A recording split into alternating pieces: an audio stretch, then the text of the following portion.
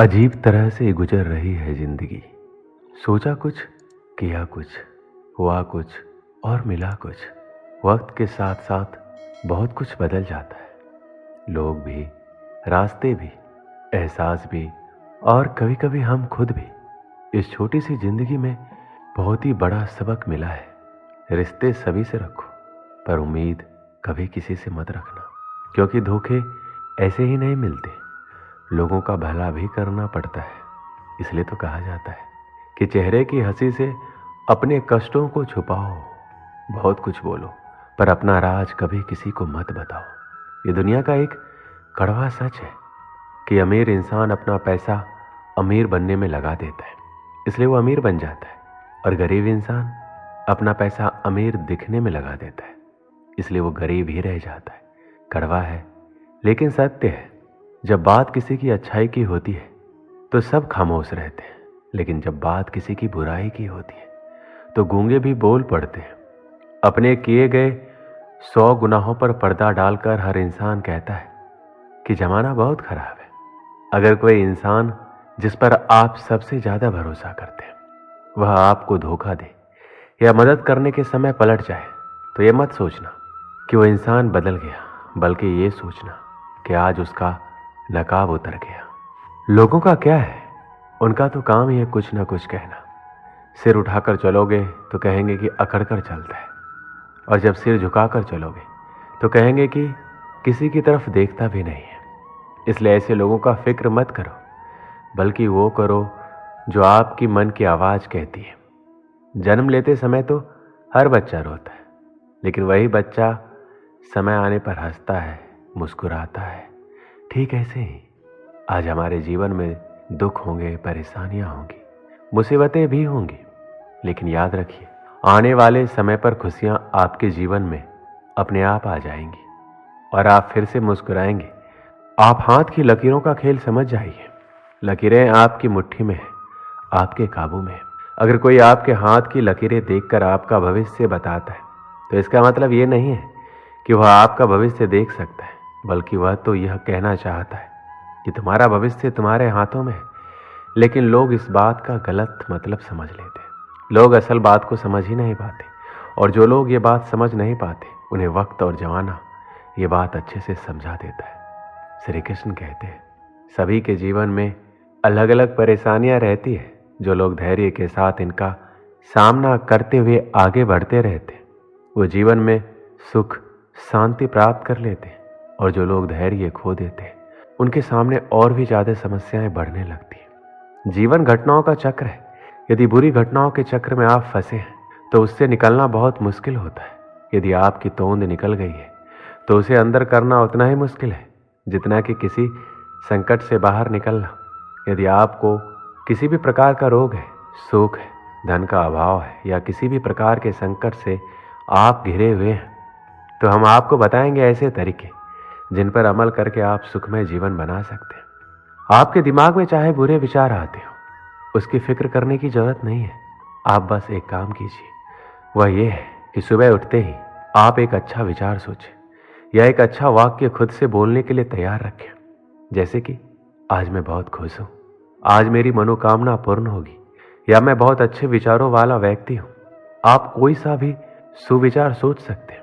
प्रतिदिन यदि आप सुबह उठते ही खुद से कोई अच्छा कमिटमेंट करते रहे तो यह अभ्यास आपके जीवन को बदलने के लिए कुछ दिनों बाद सक्रिय होने लगेगा। आपका मस्तिष्क ही आपका भविष्य निर्माण करता है। खुद को अच्छे वाक्यों से प्रेरित करते रहे। नकारात्मक सोच एवं विचारों से बचने के लिए जरूरी है कि स्वयं को मोटिवेट करते रहें। ज्यादातर सफल और कामयाब लोग सुबह जल्दी ही उठते हैं, क्योंकि उन्हें अपने दिन का निर्माण सही और सकारात्मक सोच से करना होता है, ताकि वो कामयाबी हासिल कर सके। इसके अलावा सुबह जल्दी उठने से हमारी सेहत अच्छी रहती है, हमारा दिमाग तरोताजा रहता है, और ऐसे वातावरण में हम अपने दिन का नियोजन अच्छे से कर सकते हैं। कुछ पाने के लिए कुछ खोना पड़ता है, इसलिए अच्छे भविष्य का निर्माण करना है तो आपको अपनी नींद का त्याग करना ही पड़ेगा। हम सबको सुबह सुबह बहुत नींद आती है, पर आपको खुद पे नियंत्रण रख के नींद का त्याग करके सुबह जल्दी उठना ही पड़ेगा। आजकल लोगों में देखा गया है, अगर कोई गलती करता है तो हम उसे माफ नहीं करते, अगर किसी ने कुछ बोल दिया तो उसको दिल से लगा लेते और वही सब सोच सोच के अपना समय व्यर्थ गवा देते। अगर किसी ने कुछ कह दिया है और आप उसको लेकर अगर सोचने बैठे हैं तो इसका मतलब ये है कि आपके दिमाग का नियंत्रण किसी और के पास है। किसी ने आपको भड़का दिया, आप भड़क गए। किसी ने कुछ कह दिया, उसका मुंह तोड़ जवाब देने में लग गए। ऐसे लोग बस आपका समय बर्बाद करते हैं ताकि आप अपनी मंजिल तक ना पहुंच सके। इसलिए इन सब बातों को अनदेखा करके आप अपने लक्ष्य के प्रति अग्रसर रहें। कोई कुछ भी कहे, कुछ भी करे, आपका अपना ध्यान भटकने ना दें और लक्ष्य को केंद्रित करें। जब आपके ऊपर किसी की बातों का और हरकतों का असर ना पड़े तो समझ जाइए कि आपकी सफलता आपके बहुत करीब है और आपको आपकी मंजिल से कोई भटका नहीं सकता। सजा देने वाले से ज़्यादा बड़ा माफ़ करने वाला होता है। इस लोगों की गलतियों को माफ़ करते जाइए और मंजिल की तरफ बढ़ते जाइए। आपको कोई नहीं रोक सकता। श्री कृष्ण कहते हैं, अगर आप चाहते हैं आप खुश रहें तो कभी किसी से कोई उम्मीद मत रखिए, क्योंकि उम्मीद रखने से आपको तकलीफ ही होगी। परेशान रहना, उदास रहना, गुस्सा करना, लड़ाई करना, चीखना, चिल्लाना किसी समस्या का समाधान नहीं है। इसीलिए जीवन की परेशानी को भूल के हर समस्या का समाधान करते जाइए। कहते हैं जहाँ समस्याएं उत्पन्न होती है समाधान भी वहीं होता है। अगर आपकी खुशियाँ दूसरों पर निर्भर है तो आपको पीड़ा सहन करना होगा। ये 100% सच है। आपकी खुशियाँ आपकी जिम्मेदारी है, ना किसी और की। मृत्यु जीवन की दुखद घटना नहीं है, बल्कि अपने अंदर से सीखने की इच्छा को मार देना दुखद है। इसलिए आपको जो पसंद हो वही कीजिए, जिस काम में आपकी दिलचस्पी हो। आपका जीवन बनना और बिगड़ना आपके अपने हाथ में है। जैसे एक एक बूंद से मिलकर सागर बनता है, ऐसे ही एक एक अच्छी आदत से मिलकर इंसान के चरित्र का निर्माण होता है।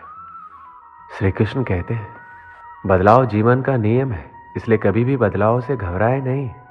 बदलाव से घबराने वाले लोग अपनी सफलता के रास्ते खुद ही बंद कर लेते हैं। अपने जीवन के बदलाव को स्वीकार करें। ऐसा नहीं करेंगे तो आप कभी सफल नहीं हो पाएंगे। कुछ पाने के लिए आपको खुद में बदलाव लाना ही पड़ता है और उसे स्वीकार भी करना होता है। बिना बदलाव के आप वो सब कुछ नहीं पा सकते जो आपका लक्ष्य है, जो आप कर सकते हैं। आपके लक्ष्य की राह में कोई बदलाव आएंगे तो आप उस बदलाव के लिए खुद को तैयार रखें।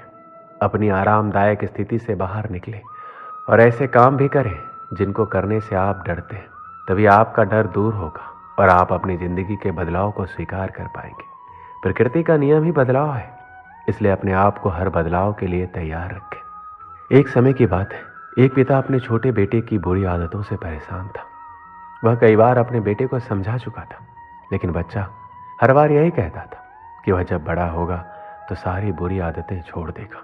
कुछ दिन बाद गांव में एक संत आए। संत बहुत ही सरल स्वभाव और विद्वान थे। संत से जो भी मिलने आता था वह उससे आसानी से मिल लेते थे और उनकी समस्याओं का निराकरण करते थे। जब पिता को संत के बारे में पता चला तो वह भी उनसे मिलने पहुंचा और अपने बेटे की समस्या बताई। संत ने पिता से कहा, कल तुम अपने बेटे को मेरे बगीचे में भेजना। अगले दिन पिता ने अपने बेटे को संत के पास बताए गए बाग में भेज दिया। बच्चे ने संत को प्रणाम किया और दोनों बाग में टहलने लगे। कुछ देर बाद संत ने बच्चे को एक छोटा सा पौधा दिखाया और पूछा, क्या तुम इसे उखाड़ सकते हो? बच्चे ने कहा, ये कौन सी बड़ी बात है, मैं अभी उखाड़ देता हूँ। और बच्चे ने पौधा उखाड़ दिया। थोड़ी देर बाद संत ने बच्चे को थोड़ा सा बड़ा पौधा दिखाया, उसे उखाड़ने के लिए बोला। बच्चा खुश हो गया, उसे यह सब एक खेल की तरह लग रहा था। बच्चे ने पौधे को उखाड़ना शुरू किया। उसे थोड़ी ज़्यादा ताकत लगानी पड़ी, लेकिन उसने पौधा उखाड़ दिया। इसके बाद संत ने बच्चे को एक पेड़ दिखाया और कहा कि इसे उखाड़ दो। बच्चे ने पेड़ का तना पकड़ा, लेकिन उसे हिला भी नहीं सका। बच्चे ने कहा, इस पेड़ को उखाड़ना असंभव है।